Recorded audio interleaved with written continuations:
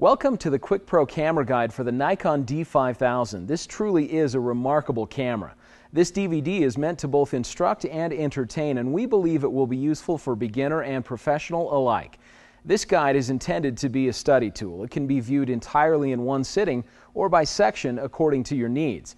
Press the menu at any time to return to a menu, and please feel free to use the chapter skip forward or back buttons on your DVD remote to navigate more easily.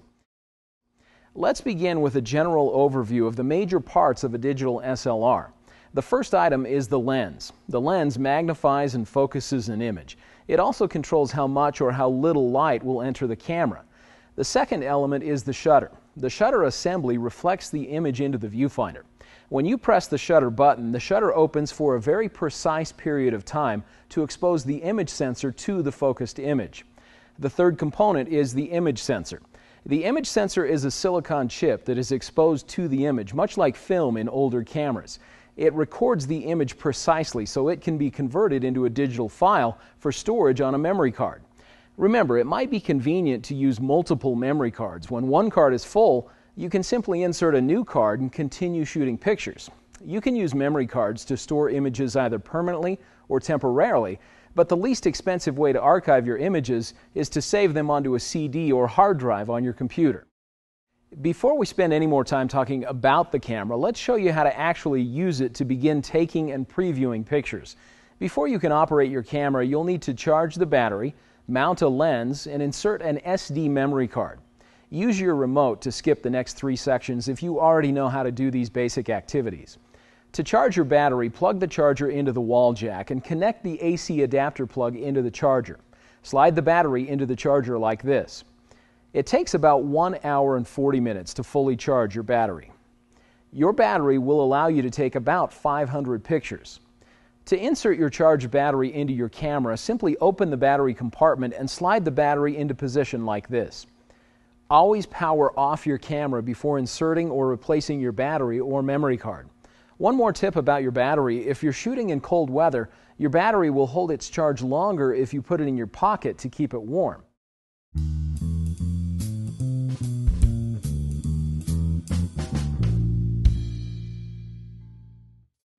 To mount or install a lens, make sure that the camera is switched to the off position. Then hold the camera with one hand and the lens with the other like this. Then line up the mounting index on the camera with that on the lens. Then insert the lens into the camera's bayonet mount and turn it gently counterclockwise until it clicks. Do not depress the lens release button. Caution: take great care not to scratch the lens by allowing it to make contact with anything. To dismount a lens, be sure that the power is off, then press the lens release button while holding the camera with the same hand. Then with the other hand, rotate the lens clockwise until it uncouples.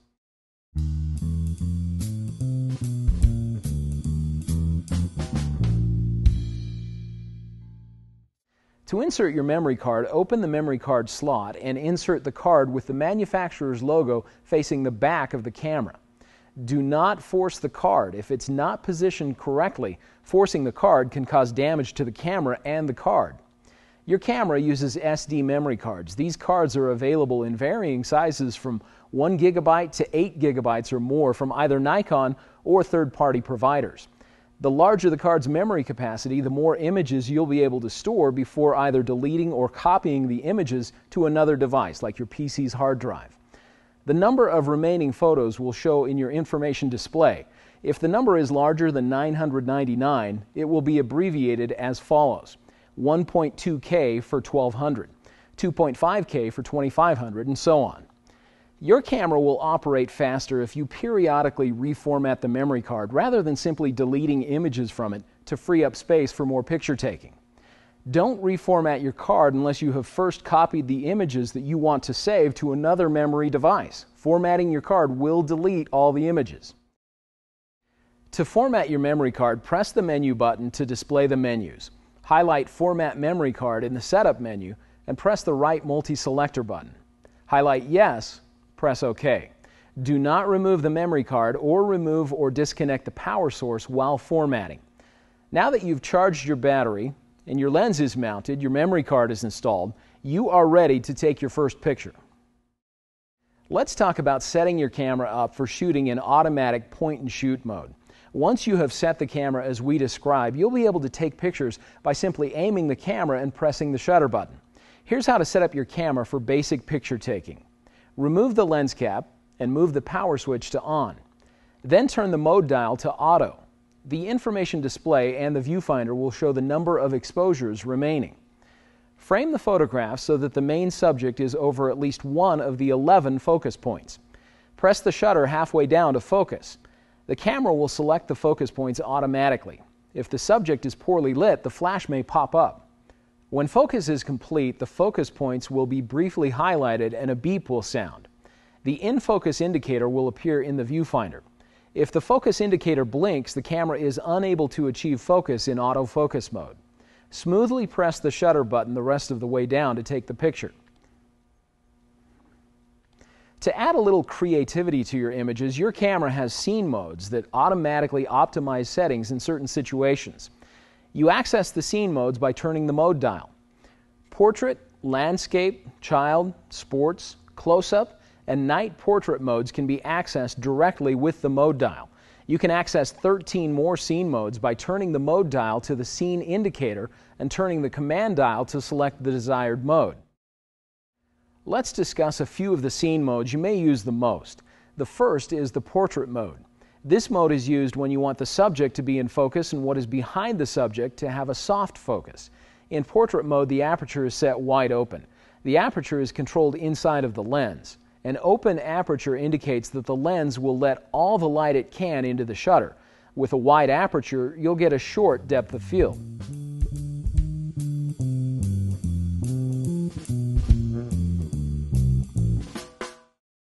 The next mode is the landscape mode. In this mode, the aperture will have a very narrow opening, creating a very long depth of field. The camera will then adjust the shutter speed to get the proper exposure. This mode will give you a sharp focus in both the foreground and the background. In this setting, the shutter speed can get pretty slow, so be sure to steady your camera or use a tripod to avoid camera shake. The next mode is the child mode. In this mode, clothing and background details are vividly rendered. Skin tones remain soft and natural. The next mode is the sports mode. This will help you capture fast-moving subjects. When shooting in sports mode, the camera selects a fast shutter speed to help freeze the action. A telephoto lens is a good investment if you want to shoot great action pictures. A telephoto or long lens helps you get closer to the action and gives you a greater range of focal length options. The next mode is close-up mode. This shooting mode is used to capture flowers and other small objects that are physically close to the camera's lens. Use this at the lens's minimum focusing distance.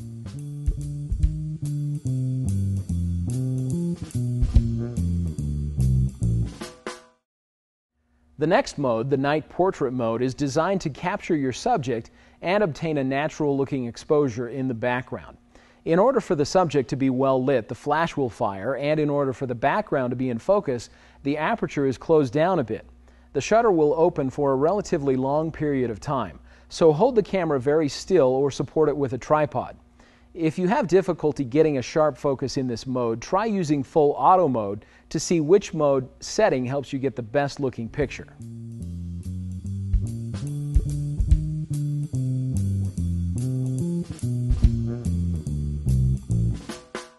Practice taking pictures using the creative scene modes to get a general feel for using your camera. You can frame your photographs in the monitor using Live View. To enable Live View, press the Live View button above the multi-selector. You can choose from 4 autofocus modes in Live View: face priority, wide area, normal area, and subject tracking. Press the Information Edit button and use the multi-selector to highlight the current autofocus mode in the monitor. Press OK to display the options. Highlight an option and press OK. Face priority mode automatically detects and focuses on portrait subjects' faces in the camera. Wide area is for handheld shots of landscapes and non-portrait subjects. Normal area is used for pinpoint focusing on a select spot in the frame. A tripod is advised with normal area mode. Subject tracking will track a selected subject as it moves through the frame. To exit Live View, press the LV button. With default settings, the most recent image will be displayed for about 4 seconds after the picture is taken. If the most recent image is not visible, press the playback button. To view other images, press the multi-selector button left or right keys to step through the images now stored on your memory card. You can also scroll through the images using the command dial. To view additional information on the images, press the multi-selector up and down buttons. To delete the image currently on the monitor, simply press the delete key and confirm that you want to delete the image by pressing the delete key again. To end playback at any time, press the shutter button halfway down. Practice viewing the picture on your LCD each time you take a picture, and remember, with digital cameras there is no film expense, so take as many pictures as you want and simply delete the images that don't turn out. When your information display says card is full, your memory card will not hold any more pictures. Either insert another memory card or copy the images off of the existing memory card onto your PC before again reformatting and reusing the card. Now that you've learned to both shoot and play back pictures using point and shoot and creative modes, let's look at some great options and variations that can be selected within the menu system. Most shooting, playback, and setup options of the camera can be selected in the menu. While making selections by pressing buttons and rotating dials on the camera may be faster, you may prefer using the menu system and viewing the menu options on the large LCD monitor. Before we begin, note that you can navigate the entire menu system by using the multi-select buttons. Pressing up or down takes you to different options, pressing left takes you back to previous submenus, and right takes you farther into a menu selection. Pressing the multi-select button is the same as pressing the enter button. It enters or selects your choice. That being said, you can start the menu system by pressing the menu button. Then press the down arrow on the multi-select button to choose from the various sub-menu categories, including playback, shooting, custom settings, setup menu, retouch, and recent settings. One item in the playback menu that I like to enable is the image review. While this drains your battery faster, it allows you to view each image automatically each time you shoot. After this is selected, and when viewing an image on the LCD monitor, press the shutter halfway down to make the image go away. Not only can you play back images seeing them on the LCD, but you can also zoom into or enlarge the image that you're playing back. This allows you to view it in greater detail. To zoom in on an image in the LCD monitor, press the zoom in button. While zoomed in, you can use the multi-selector to move around the photo. Press OK to cancel zooming and return to regular playback. The Custom Settings tab includes abundant items for customizing how your focus, metering, bracketing, and other mode selections will operate. Nikon has really provided an amazing array of options throughout their menus. You may want to visit the Setup menu and highlight Video Mode. You need to make sure that this setting of PAL or NTSC matches your video device. Switch the mode to NTSC if you live in North America or another NTSC region. When the help icon is displayed in the LCD monitor, you can request help on the highlighted item by pressing the help button. This is a great way to learn the definition of menu items, especially some of the specific custom settings menu items. Release modes determine how the camera takes photographs, one at a time, in a continuous sequence by holding down the shutter, self-timer or remote control, or with reduced camera noise. In continuous mode, the camera takes about 4 pictures per second while the shutter is being pressed. Release modes are accessed on the information display. After placing the cursor on the display using the Information Edit button, highlight the current release mode and press OK. Highlight the option you want and press OK again. Your camera is capable of storing files in 2 different digital formats. The RAW, or what Nikon calls NEF files, keep more of the image data. These files are generally uncompressed and are therefore better quality image files. They are also editable with popular software packages like Adobe Photoshop. If you have plenty of memory space available, or if you plan to manipulate your photos, including their white balance in Photoshop, you will want to shoot photos in RAW format. JPEG is a compressed file format. It retains a good degree of quality and can be edited to a lesser degree with photo manipulation software also. Use this format if you have less space or don't expect to do a lot of touching up of your photos. With a 4 GB memory card, you can store about 270 RAW or NEF files. If shooting small basic JPEG images, you could store more than 7,000 files on a 4 GB card. You can also shoot RAW NEF and small basic JPEG images simultaneously so that you can immediately email a picture to someone if need be, but also retain the ability to work with them in Photoshop. Or you can simply convert the image to a large JPEG for burning to a CD and printing at a professional photo finishing lab later. To select from your full range of image quality options, use the Menu System and Shooting submenu. Image quality can also be adjusted by pressing the Function button and then rotating the command dial. JPEG images will degrade over time if you repeatedly open and resave them on your computer. You'll want to get into the habit of protecting great photos in your camera from accidentally being erased. To do this, simply press Playback, then use the Multi-Select button to select the photo you want to protect. Then press the Protect button. The image will be marked with a key icon. To remove protection, simply press the Protect button again. The ISO setting is a way to control the sensitivity of your image sensor chip. You can think of this like ISO or ASA ratings for film, 100, 400, and so on. The higher the number, the less light that is required to properly expose the image sensor. Keep in mind that the higher the ISO setting, the more noise or digital grain you will introduce into your images. In other words, a high ISO setting can make your images look full of artifacts or particles. To set the ISO, place the cursor in the information display. If the shooting information is not displayed in the monitor, press the Info button. Press the Information Edit button to place the cursor in the display. Highlight the current ISO setting in the information display and press OK. Highlight an ISO option and press OK to select it. An important part of taking a good photo is to study the color of your surrounding light and tell your camera what color that light is.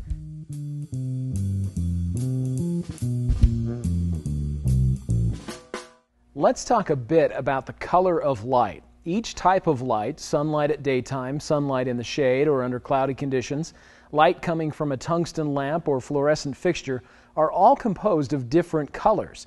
Daylight is more blue. Fluorescent light is more green, for example.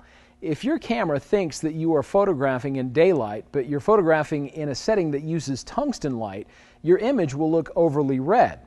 While all light looks white to an untrained eye, setting your white balance or telling the camera what the color of white light is will help your pictures have a proper coloring.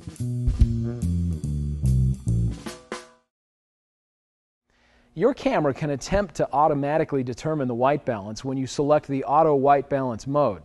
But you can get better results by setting a preset white balance or by manually customizing your white balance, which can provide some of the very best results.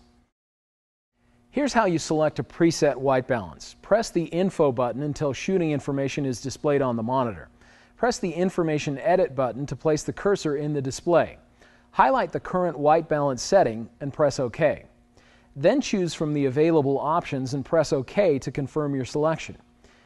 You can select from Auto, Incandescent, Fluorescent, Direct Sunlight, Flash, Cloudy, Shade, and Preset Manual. White balance can also be selected using the white balance option in the shooting menu. Here's how you manually set a white balance by actually measuring the color of a white or gray cloth or paper. Place the gray or white object in the lighting conditions you will be shooting in. Press the Menu button. Highlight white balance in the shooting menu. Press the right multi-selector button to display options. Highlight Preset Manual and press the right arrow again. Select Measure and press the right arrow again. Highlight Yes and press OK. The camera will then instruct you to take a picture of the white or gray paper or cloth. When the camera is ready to measure the white balance, PRE will flash. Before the indicators stop flashing, frame the reference object so that it fills the viewfinder and press the shutter button all the way down. Focus is not important. No picture will be taken, but if the custom white balance was measured, GD will flash in the viewfinder, indicating that the measurement was good. Otherwise, no GD will flash and you must repeat the process. Your camera has some outstanding advanced features. We'll discuss a few of those now, beginning with the focus modes. By selecting a focus mode, you can determine how your camera will focus. There are 4 modes to choose from: Auto Servo AF, Single Servo AF, Continuous Servo AF, and Manual Focus.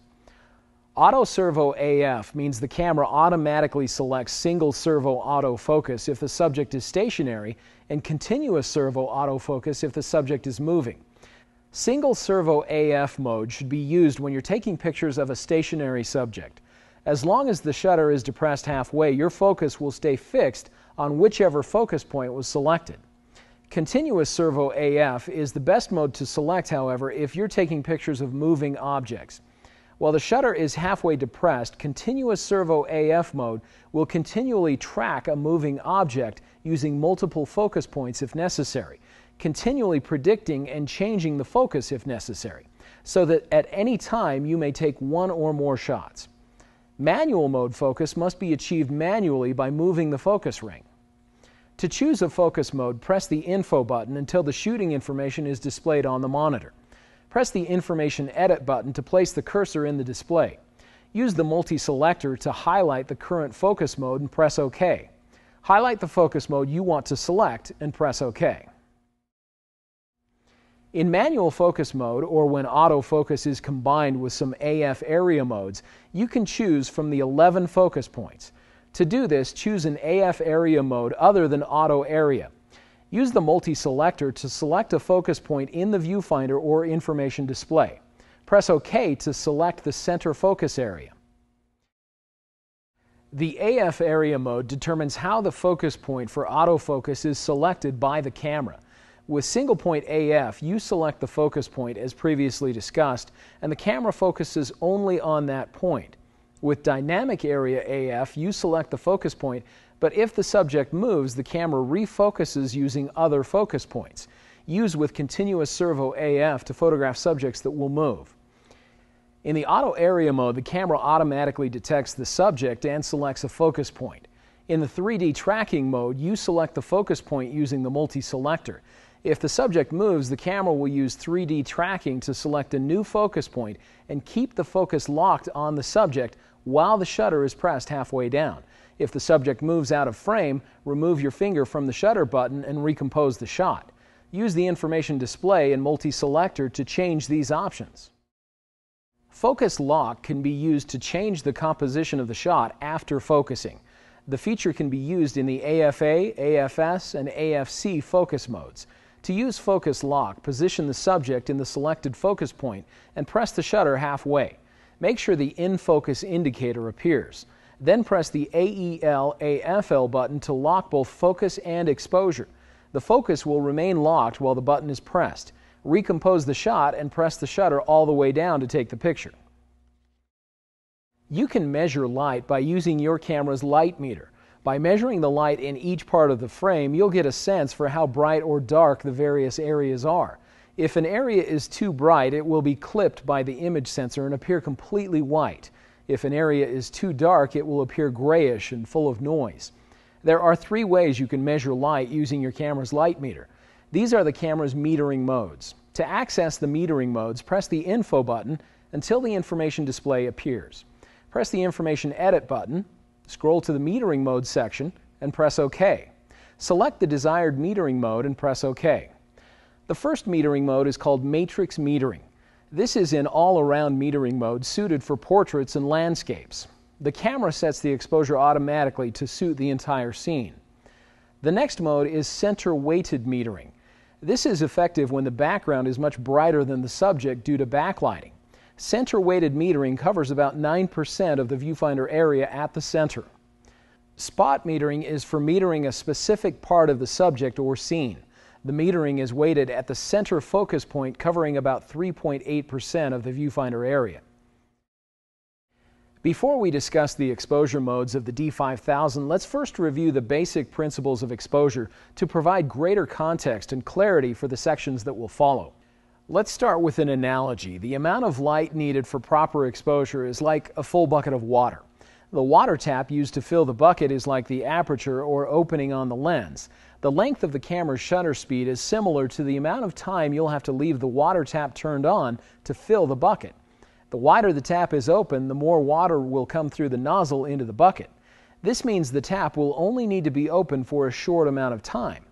If the tap only has a narrow opening, on the other hand, water will only trickle into the bucket, and you'll need to leave the water turned on for a much longer period of time to fill it up. Aperture is related to shutter speed in a similar way. If the aperture is small, you'll need to have a slower shutter speed to gather enough light to create the proper exposure. If the aperture is large, however, you'll need to have a faster shutter speed to create the same effect. It's important to know that the shutter speed doesn't only affect the exposure, it also affects an image's clarity when you're shooting action scenes. A fast shutter speed will freeze a moving object, and a slow shutter speed will blur a moving object. Fast shutter speeds are good for shooting subjects that move quickly, such as athletes. Slow shutter speeds are useful when you want to blur the action. This can be good if you're trying to capture the movement of water or streaks of light at night. It's also important to understand the secondary effects of aperture. A small aperture not only allows less light to reach the image sensor, but it also makes the entire scene appear sharper and more in focus. This optical phenomenon is called a long depth of field. It's especially useful when you want everything in the viewfinder to be sharp and in focus.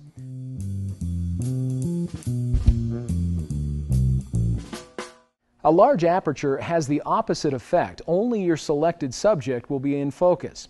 This phenomenon is referred to as a short depth of field. Portrait photography uses a short depth of field extensively because it focuses attention on the subject.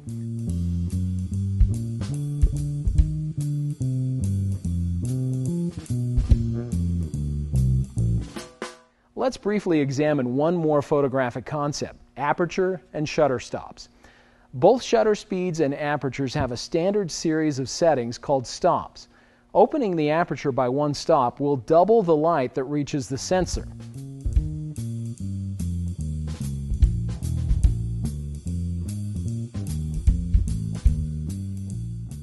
Similarly, speeding the shutter by one stop will reduce the light that reaches the sensor by half.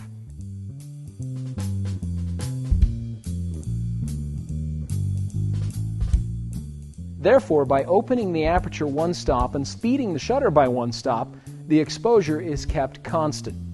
By opening the aperture 2 or 3 stops and speeding the shutter 2 or 3 stops, you'll have the same effect on the exposure. It will not change. Thus, the amount of light that reaches the sensor will remain constant.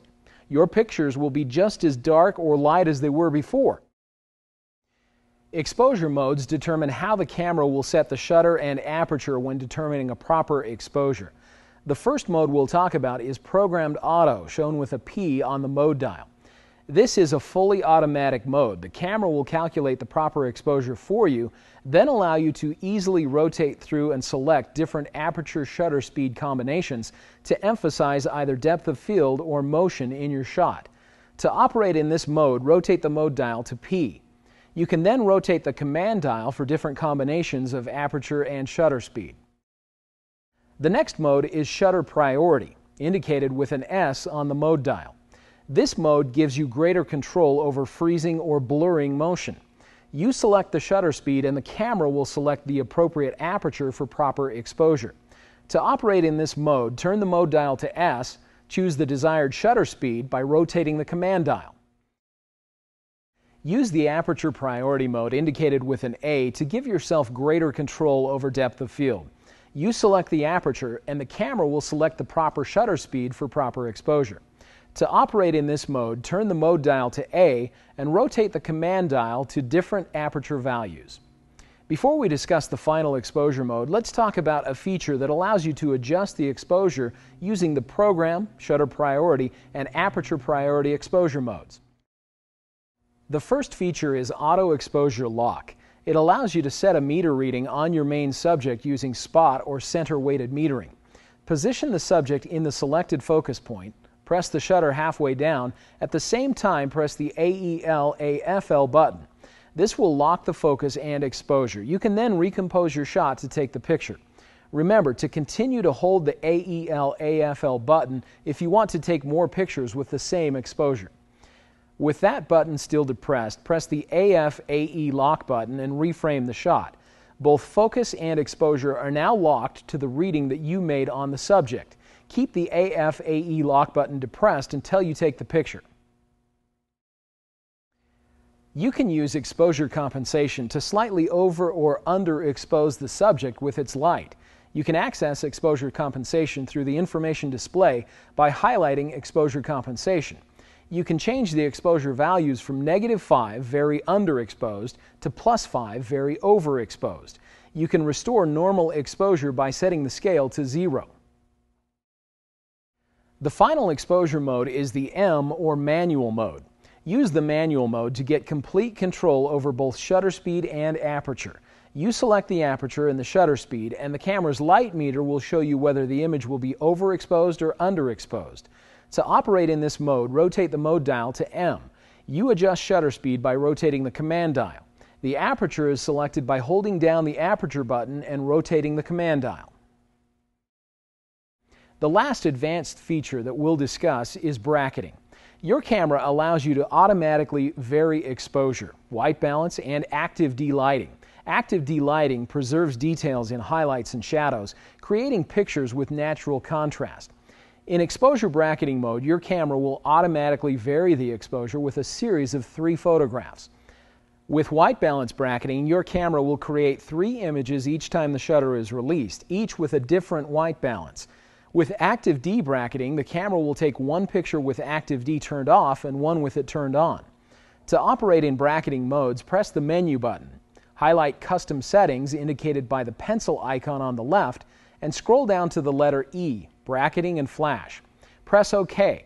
Then scroll to E2 and press the right multi-controller button, highlight the desired option, and press OK. By bracketing a shot and opening all 3 exposure versions in Photoshop, pros will combine the shots, erasing all but the best detailed versions of each shot. The final product is a much more detailed photo. Consider using the built-in flash for portrait photography, even outdoors, to catch a light reflection from the eye or to fill in shadows. Your camera comes with several flash sync modes to help you accomplish just the right situation. Some of the most commonly used flash modes include auto, red-eye reduction, and slow sync. In auto mode, the flash will pop up automatically when the shutter is pressed halfway down if the camera determines more light is required. In red-eye reduction mode, a red-eye reduction lamp will illuminate just before the flash fires. In slow sync mode, the shutter speed slows automatically to capture background lighting. You would use this flash mode to include background lighting in portraits. You can access the flash modes in the information display or by pressing the flash button and rotating the command dial. Besides checking your LCD and actually viewing the image after it's taken, another great feature for checking exposure is to view the image's histogram graph. A histogram can provide a rough idea of the overall exposure of an image. If the image contains objects with a wide range of brightness, the distribution of tones on the histogram will be relatively even. If the image is dark, tone distribution will be shifted to the left. If the image is bright, tone distribution will be shifted to the right. Histograms are accessed when viewing an image in playback mode. Press the up and down arrow keys on the multi-selector to scroll to the histogram.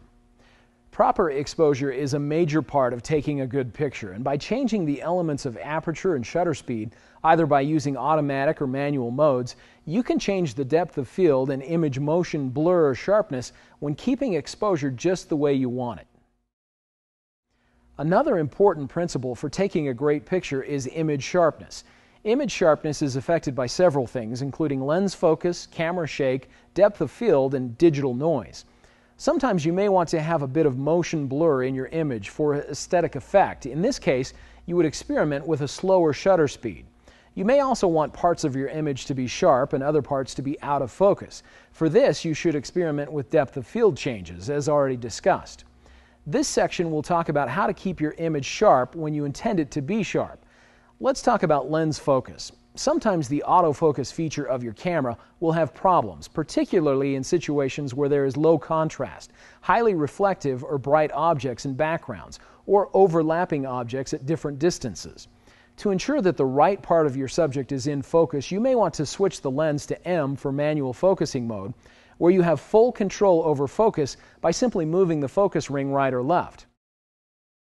Another cause of poor focus is camera shake. That is, movement of the camera while the shutter is open, exposing the image sensor. Always steady your camera when you can. Holding the camera with two hands and pressing the viewfinder gently against your face will help. Lean against something if you can, or where possible, use a tripod, monopod, or even a beanbag to rest your camera on. You can also reduce camera shake by selecting a fast shutter speed. This keeps the image sensor from being exposed to shaking conditions. One general rule of thumb that you may find helpful is the rule of 1 over the focal length as your shutter speed. For example, if your lens focal length is 300 millimeters, set your shutter speed to at least 1/300th of a second. If your focal length or zoom is set to 30 millimeters, you may get by with a shutter speed as low as 1/30th of a second. Nikon's vibration reduction lenses do a remarkable job of taking out camera shake automatically. Another way to get a clear picture is to increase your depth of field to cover the entire range of what you're trying to get in focus. That way, even if your lens focus is a bit off, you may still have a crystal clear image recorded by the sensor. Digital grain or noise makes the image look poor and out of focus. Here are some things to watch to ensure that your images have as little noise as possible. Use the lowest possible ISO for your lighting conditions. Higher ISOs can introduce digital noise into your image. Also, don't enlarge an image too much. If you know that you must enlarge an image, select as large a file format measured in megapixels as possible. To select a high-resolution file format, press Menu, scroll to the Shooting menu, indicated by the little camera icon on the left, use the multi-selector to scroll to the Image Quality, and press OK. From this menu, you can choose the JPEG or RAW plus JPEG file type you'd like to use. JPEG Fine is the highest quality JPEG setting. Another way to keep noise out is to shoot subjects with good contrast. Gradual gradations, like the sky's changing blue colors, cause grain-like patterns in the image. Finally, to help keep noise out of your images, allow your camera to cool off before shooting more pictures. An overheated image sensor will add noise to your image. Your Nikon D5000 can also capture great HD movies. The movies are shot in 720p resolution at 24 frames per second. To record a movie, press the LV button above the multi-selector. Frame the scene and press the shutter halfway down to focus. Autofocus will not work while videos are being recorded, so use the zoom ring if you need to refocus while recording. Press OK to start recording video and audio. Be careful not to cover the microphone on the front of the camera. Press OK again to stop recording. You can customize movie settings using the menu button and highlighting movie settings. Two more important elements of good photography are angle and magnification. You can move around to change the angle that you're taking pictures from. By doing this, you can shoot pictures from slightly above, below, or to the side of your subject to achieve just the right look. You can change the look even more by moving closer or farther away. Close-ups are great, and you'll want to include the eyes. Make sure they're well lit. Sometimes a full body shot or even a shot from farther back can help you establish your location and situation, which may be just the look you're going for. Practice changing your angle to get some really great shots. The lens you shoot with will also affect the general look of your picture. Sometimes it's more convenient or practical to simply change the lens instead of actually moving closer to or farther away from the subject. One great advantage of a digital SLR is that you can attach different lenses depending upon your needs and circumstances. There are a wide variety of lenses to choose from. A telephoto lens, for example, will make things appear closer. This type of lens is said to have a long focal length. A common focal length for great portrait photography is about 100 millimeters. A normal lens is considered to be about what the human eye sees, something between 40 and 50 millimeters.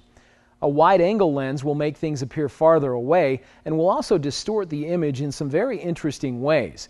This type of lens is said to have a short focal length. Zoom lenses are very common. Simply rotate the zoom ring to move from one focal length to another. Lenses used on digital SLR cameras are ideally designed to fit the projected image on the digital image sensor. To review, let's go through some examples of these situations to manually apply the principles learned in this DVD. First, let's approach a portrait situation. It's always smart to preset the white balance to match the current lighting. Use the preset or custom white balance. Make sure that the focus point falls on the subject's eyes. For portraits, you'll probably want to blur the background. This effect is achieved by opening the aperture. Remember, the smaller the f number, the larger the aperture opening. After the aperture is set, adjust the shutter speed to achieve a proper exposure. By letting in more light, you create a short depth of field. This will allow your focus point to be in sharp focus while the background will have a soft focus. The next common situation is a landscape. You will usually want the whole landscape to be in sharp focus. To achieve this, the aperture will need to be set for a very narrow opening. Remember, the larger the f number, the smaller the depth of field. A small opening creates a very long depth of field. This mode will give you a sharp focus in both the foreground and the background. Then adjust the shutter speed to achieve a proper exposure. In this setting, the shutter speed can get pretty slow, so be sure to steady your camera or use a tripod to avoid camera shake. When taking pictures at sporting events or shooting subjects with a lot of motion, it's a good idea to prepare your camera before the action begins. Here are some tips to help you prepare. First, preset the white balance. Second, set the focus mode to continuous servo AF so the camera will constantly be focusing on the moving object. Finally, set your camera to the continuous shooting mode so that when the action happens, you'll only need to hold down the button once. If you want your subject to be in sharp focus, turn your ISO up to around 400 to 1600. Next, adjust your shutter speed relatively high, then adjust your aperture for proper exposure. Take a couple of practice shots to fine-tune. Now you're ready for action. If you want to show a little blur to add aesthetic effect, slightly slow the shutter speed. We've covered a lot, and we hope that it helps you unlock the full potential of your camera. There's a lot more that goes into capturing great photos than simply knowing all the functions on your camera. QuickPro Camera Guides has developed a series of DVDs that walk you through important photography tips to give your photos the wow factor. You'll learn the tricks that the pros use to capture amazing images, and you'll learn how to control your camera's settings to take pictures that will amaze your friends and family. Just go to QuickProGuides.com to see our full line of instructional DVDs and camera-specific tutorials.